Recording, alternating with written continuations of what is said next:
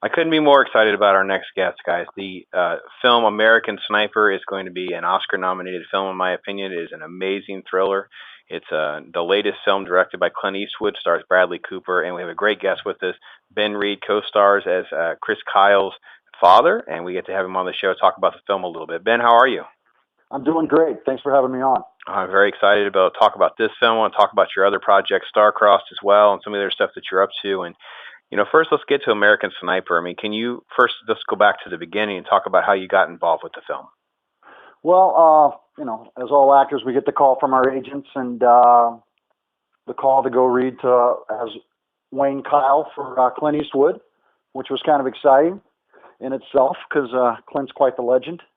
And so I went in, did my audition, and about a month and a half later, I'm driving from LA to San Diego, and my manager calls and he says, "What are you doing?" I said, "I'm driving to San Diego." And he says, "You got American Sniper?" And I was like, "Yes!" And very excited about it. And it was about another month until we started shooting because they had to go to Morocco and shoot all the wartime footage. And your character, you play his dad, and a lot of that's revealed through flashback sequences and that kind of thing. And talk a little bit about, the backstory. Did you read the book? I mean, how did you prepare a little bit in addition to what was already in the script? Well, obviously I read the script, I read the book, I went on Google and just researched anything I could find about Chris Kyle and obviously his father, Wayne, and I read a bunch of stuff, but there wasn't a lot of stuff on his father. And I tried to set up a luncheon or a meeting or just even coffee in Texas. I was going to fly down there. And Mr. Kyle, I don't know, it wasn't that long ago that Chris was killed, and I think everything is still kind of fresh. So he kind of took a back seat to the production of the film. And so I was not able to sit down with him. So my brother Berkeley is a retired Army Special Forces. And what I did is I called my brother up because he never really talked about the service. And I called him up and I kind of picked his brain a little bit. And I said, "Look, I've just got this Clint Eastwood film. It's on Chris Kyle." And I sent him the script. And I said, "I know you've never really talked to me about what went on over there," because he did like 5 tours. And I said, just kind of give me some background on what you did. You don't have to tell me any stories, but he did finally tell me some stuff and about his buddies getting shot and killed and that were right next to him. And then I called my father up.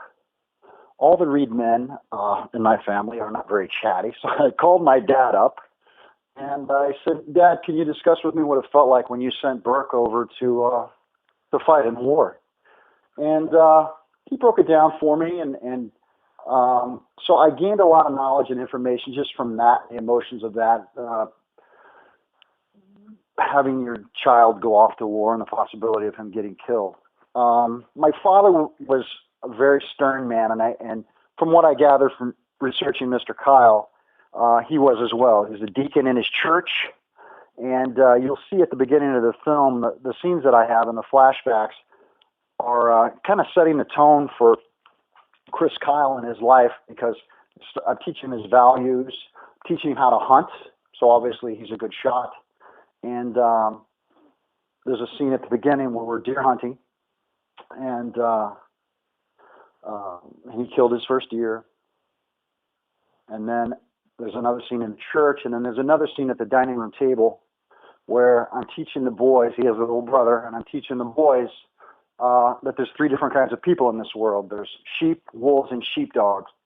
And I said, I'm not raising any sheep here because sheep are followers. They have to be protected. They're not willing to protect themselves. And I'm kick your butt if you become a wolf because they prey on the weak. And what I'm trying to get across to them is I want them to be sheepdogs. I want them to protect the flock. And it's a certain gift to be a sheepdog. And you can see as a sniper is sitting on top of a building as the Marines and the soldiers come in to the villages and the towns. That's what he's doing. He's protecting the flock. And that's Jason did a great job writing the script and kind of putting that all together for the audience. That's amazing. Great stories that you're sharing, the backstory. We're talking to Ben Reed about American Sniper, and It stars Bradley Cooper, and of course he and Clint Eastwood will probably get a lot of recognition and praise from the film. And can you speak to a little bit about what your experiences was working with Mr. Eastwood? Um, it was a great experience. From the first day that I showed up on the set, he gets out of his director's chair and he comes over to me and he talks to me like Clint Eastwood sounds. That's no character voice. So he's like, hey, he's like, hey Ben, I'm so glad you could be here. I love what you did in your audition, and just thanks for showing up and coming. And then we started chit chatting a little bit, just about my background, a little bit about him, and what we've been doing lately, because they just got back from Morocco. So he was telling me what went on over there. And then we got to business and we started working, and it was amazing to me. I've been on a lot of sets. The set that he has is so quiet and so calm. And I don't know if it's because the crew and everybody's been working with him for 25 to 30 years, and they just know what he wants and they know what each other wants, as opposed to yelling and just being a usual crew. And it was just very quiet and very calm. And when he's directing you, it's a very quiet experience, and it gives the actor a lot of time and a lot of opportunity to stay in character and get in character without any interruptions. And so what he loves to do, from when I was working with him, is he let the actor do what he wanted to do. He would let me do what I prepared, and then he'd come over to me and he'd just kind of stroll over and he'd be like, look, I loved what you did. Why don't you try this? When you're saying that second line, I want you looking at the younger boy, and when you end that sentence, I want you to look right at Chris, right in that Chris's eyes. And it wasn't like direction. It was like a suggestion, which I thought was pretty cool. There was not any, pounding anything down my throat. And because when he walks into a scene, he knows how he's going to edit it, and he knows how he wants it to work. And that's part, I think, you always hear about how he's so efficient with his shooting and he only takes a couple takes. And it's because he knows what he wants before he gets there, as opposed to, hey, well, let's try this. He knows exactly what he wants. He knows the distance. He knows the shot. Okay, we want this one on the mid close-up, and, he knows. So I think that's why he's so popular as a director and for the producers and stuff, and that's why he always comes in under budget, because he doesn't lollygag. He gets his work done and he gets out of there. That's incredible, and there's other actors and directors that have kind of echoed similar sentiment. We've heard the same about Ben Affleck, for instance, on the set of Argo and things like that, and it really is different. And you kind of contrasted that much very well with the experimental approach, the chaotic sets, and I'm sure you could share stories about being in the middle of that on Time Again. Yeah, that's never fun for anybody. The crew, the actors, nobody. If you've got a tyrant for a director, then it's not a fun experience, and everybody wants it to end and get the heck out of there. So now you're headed into, we're headed into Oscar season. As I said, I don't have a doubt that this is going to be kind of a, most talked about film and that kind of thing. So have you kind of looked ahead of that? I mean, obviously you're starting to see some of the reviews come out now and some of the feedback. Is it? Well, the reviews are great. I mean, they kind of released it late, so they didn't get to jump on the Golden Globe Awards and stuff like that. But Bradley Cooper is phenomenal in this. I mean, just some of the reactions and stuff that he has when he's not talking and when he's behind the rifle and he's getting ready to shoot, and the stuff that he has to do in the film, and Chris Kyle had to do as a real soldier. His reactions and it was amazing. He totally took on this character, and it's something you've not seen Bradley Cooper do. And I'm very grateful and I'm proud to be a part of this film, because there's such phenomenal work was done in it. And Sienna Miller was great. I don't know. Have you seen the film? I haven't yet. I actually screened it in a week. Okay, Sienna right ahead of the release. I see it. Okay, Sienna is phenomenal, and their chemistry and everything together when they first meet and as they go. And what this film touches on the most, I think, is it's dealing with the soldier and the PTSD. And that was one of my things. My brother, when I sent him the script, he looked at it and he was like, this really hits home. And he says, this is good. I mean, this really goes to the heart of the matter. And you've got these soldiers that are over there fighting. They go on a tour and then they come back, and they're affected by the first tour. Then they go back again, and they're coming home and they're dealing with their family. And there's a line in the movie, Sienna Miller's like, you don't think this war's changed you, but it has. And he's coming home and he's trying to do the same stuff, but as you can see in the film, he's getting more depressed and he's getting more introverted and less part of the family, and Bradley just displayed that emotion and everything beautifully, and then he goes back for another 2 tours. So I mean, you're looking at that, and I think it really hits home, and because we as civilians, we don't know the effects of war, and we think we know it because we've read about it or seen it, but you know what? It's nothing like living it, and I just think it really hits home, and it does a great job in showing that. And then obviously at the end, everybody knows the ending. It is Chris Kyle helping this young guy with PTSD, and then the guy turns on him and shoots and kills him and his best friend. And not to be spoiling the ending, but everybody knows the ending. It's a true story. So Yeah. It's really hits home, and Clint did such a great job with it. I'm just proud to be a part of it. American Sniper, folks. It opens wide January 16th. You need to check that out. We're talking to actor Ben Reed about his role in the film and his experiences, and just a great film. Got to check that out. And Ben, let's switch gears a little bit, because you actually stepped in front of the camera, kind of worked as a producer as well on Starcrossed. And tell everybody a little bit first about the film itself.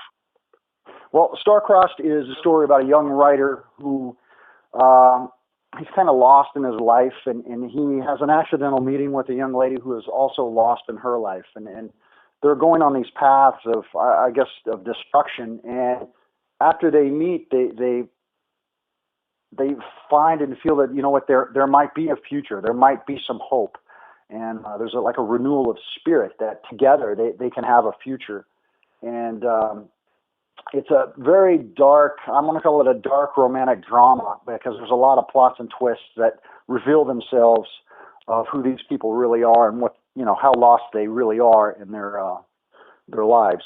And it was written by a young writer and directed by him as well. And the funny story about this is this young guy by the name of Chase Mosini went to school with my oldest son. And he just graduated from Loyola Marymount University in the master's program in the film school. And he's like, Mr. Reed, I wrote this script. I'd love it if you'd read it. And I said, yeah, I'll read it, Chase. So I read it, and I really liked it. And there were a couple things I thought, if you did this and that, it might be something that I might want to produce, because I've been wanting to produce for a while. But I've got 5 kids, I've got my career, and I didn't ever want to take that on yet. And this script kind of fell in my lap. He tweaked the script, and I said, you know what, let's do this. I shopped it around. I landed Misha Barton as my young female lead. Mm-hmm. And then I found this young kid to play the writer, Benjamin, who, his name is Grant Harvey, and he's just phenomenal. I feel like I've discovered him, even though he's worked a bunch, Sure. Then I got Eric Roberts in it. He plays my business partner, and then I have Kristen Carey, who plays my wife. And she's just so powerful, and she did such a great job on the film as well. And it took about, from the moment he brought me the script and said, Mr. Reed, I have this script, it took about 1.5 years to finish it, and we finished it right in end of October, and we got into the San Diego Film Festival. It was very well received because Wild was playing there with Reese Witherspoon, and and that was a fun experience because I'd never had my own film in a film festival. So that was great, and just the whole experience of having some control in a film as opposed to just being an actor showing up and just doing my shtick and leaving. I found the investment money. I helped cast the film, helped in finding the crew. I called in a lot of favors because I've been in this business for 20 years, and people were very, very helpful, and cut me a lot of deals on whether it was cameras, porta potties, or generators. I just got a lot of favors called, and it worked out great. And really proud of the film. It's all original music. I hired a composer by the name of Daniel Rojas, who's just this up and coming composer. He's doing such great work, and his music that he made for my film is almost like a character in the film. It's just so haunting and sets the mood just right. He did such a great job. It sounds great. I can't wait to get a chance to find a way to screen it myself. It's called Starcrossed, folks. Keep your eye out for that as well. And you know, Ben, it's you mentioned 20 years, and you've done a lot of different things, tons of TV shows and those kinds of things. Is there comments from a mentor maybe, or someone who's giving you some advice maybe early on that still kind of like hangs out there as a way to kind of help you? I'll tell you what really turned the corner for me. When I was around 30 years old, I was in on a commercial audition, and there was a lot of lines in it. And I was doing my shtick, doing my lines, and the casting director, Josh Rappaport, he stops the camera and he's like, "What are you doing?" I said, "Well, I'm being the guy. I'm doing, being a character." And he comes over to me. He's about 6 inches from my face, and he says, "You're enough." And I looked at him and he said, "You are enough. Don't you try to be the character. Let the character be you." And it hit me, and I got it. That I'm trying to be something other than myself. I mean, sure, you do the research for the character, and you get into character, and you do all the background and the bio of it. But the audience is seeing you, and the audience is buying you, and that's what you're presenting, and that's what you need to be. You are enough. And let me tell you something. It changed things for me as an actor. And every time I talk about, if somebody asks me that question, I always give kudos to Josh Rappaport. He's a great guy. And anybody, actor or anything like that, asks me, I always tell that story because it's a game changer. That's great advice for anyone, isn't it? I mean, just be yourself and dig into and trench and be the best that you can be at what you're being. And that's great advice. I appreciate you sharing that story. Thank you. It's been great talking to Ben Reed. We were talking about American Sniper, opus January 16th. Of course, his film that he directed and executive produced called Starcrossed. It's great chance to talk to him. And, I saw the note. I got the note here that you started in the role Babe. What were you in Babe? I was Vince, his personal trainer. The personal trainer. Yeah, of course. And that was such a fun role for me. And because I remember getting that, and I got the call that I got it. And I was like, it was my first TV job because I'd done a couple little independent films before that, but it was my first TV job, 3-camera, half-hour sitcom, and I got the job, and the girls were great, and I got out there, and let me tell you something, I almost got hit with a huge amount of stage fright because a 3-camera, I'd never done that before. Right. And I went out there and was doing it, and I was like, oh man. Because there's a lot of more pressure on you, and I just kind of dug in and went for it, and just had such a great time. I love doing half-hour comedy. I got to do some Seinfeld and Will and Grace and stuff like that, and I really like the sitcom. You don't see as many anymore, but because you got your single camera comedies and there's so many reality shows that there's not any space to have a half-hour comedy anymore. So Seinfeld lives on in our hearts. What role did you have on Seinfeld? I'm sorry, that wasn't in my notes. Do you remember the episode of Not That There's Anything Wrong with That? Oh yeah, yes, the gay thing. I might be gay. Well, not that there's anything wrong with that. Yeah. Not that there's anything wrong with that. Paula Marshall was in it, and she played the reporter, and she outed Jerry as being gay, and right. And I played this male sponge nurse with Jason Alexander. I don't know. Oh my gosh, absolutely, yes. And that was such a fun week for me because even though my part wasn't all that big, it was a guest star, and Jerry and the whole cast just included me on everything. When they were trying to do some tweaking the script a little bit, trying to get a funny line in there, and they were like, "Hey, come over here and listen to this." And they just included me, and I was young too. Hell, I can't remember how old I was, but I know I didn't have any wrinkles on my face. And it was just so much fun, and they would just let me be a part of it, and I'll always remember that. Anything that involved George without a shirt on was the uncomfortable humor that made Seinfeld just so classic, and you get to be part of its history. How lovely. Exactly. That's fantastic. I think that episode is also in the Smithsonian, which is kind of cool. That is great. Ben Reed, it's been wonderful chatting with you folks. Again, American Sniper, January 16th. You definitely don't want to miss that. Thank you so much. I appreciate you having me on. Ben, I appreciate it so much.